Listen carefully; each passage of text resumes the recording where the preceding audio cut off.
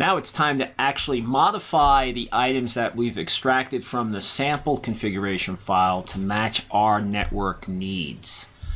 The first thing I'll do now, remember, these are all just comments, and I do pull the comments out because they are helpful when you're configuring things. So keeping the comments is not a bother, and it actually is helpful later on. We uncommented authoritative because we do want our server to be authoritative on our network, meaning that if a client comes on and has an IP address already and it wants to keep its IP address, basically, the authoritative statement says whatever the DHCP server wants you to do is what you're going to do, and that's what authoritative does for us. This part about the log down here, I'm going to modify this because I want our DHCP information to be saved someplace else. By default, it's going into the boot log with lots of other information. I want to put it someplace else, and so we'll modify that also. And then we come down here, and what we're going to do from this point is just make this look like our network. So we're on the 10.100.0 network. We'll change our mask over here. So this is the actual subnet that we're on. And then we'll come down here. And this is the range that we can hand out to our clients. And I'm going to make it so that we hand out 100 possible addresses. In an environment, an enterprise environment, the servers and certain devices should be statically configured with IP addresses. And you never want to put the addresses that are within the range that you're handing out to the client. So static addresses never should be within this range. So anything pretty much over 250.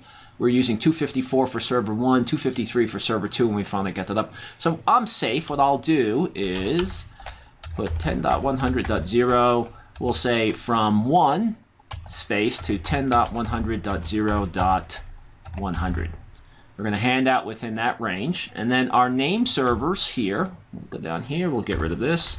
And for right now, what I'm going to do is we're just going to use Google's name servers. Until we actually get our own name servers up on the network, we're going to need Google to help us out. So we'll do 8.8.8, comma, 8.8.4.4. So I'm handing out 2 DNS servers for our clients to resolve names. And we'll come down here, and we have to change our domain name because we have myslcc.org. And then finally, the router is 10.100.0.254. That is the IP address of server 1, and we want to hand that out. And then we'll come down here. We don't have to worry about this broadcast option. We'll just get rid of that. And we'll leave the default lease time for right now. We can modify it if we want to. We can make it longer or shorter, but typically short is good because we want those addresses always coming back into the pool, and so we never run out of them. All right, so let's get out of here. I'll save that. Save it. And what I'll do now is I'm just going to edit that our syslog. This is where we put the syslog information. The logging goes in here. And what I'm looking for is this right here. That's where it was going by default. So it was going into boot.log by default. I'll yank that and paste it, and then I'll just modify that. I'll make it 6 here, and I'll change boot to DHCP.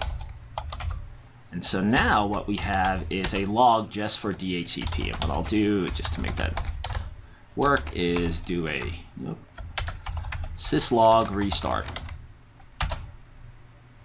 All right, and if I go into var log here and do an lsd star, there's our DHCP log. It probably has nothing in it at the moment.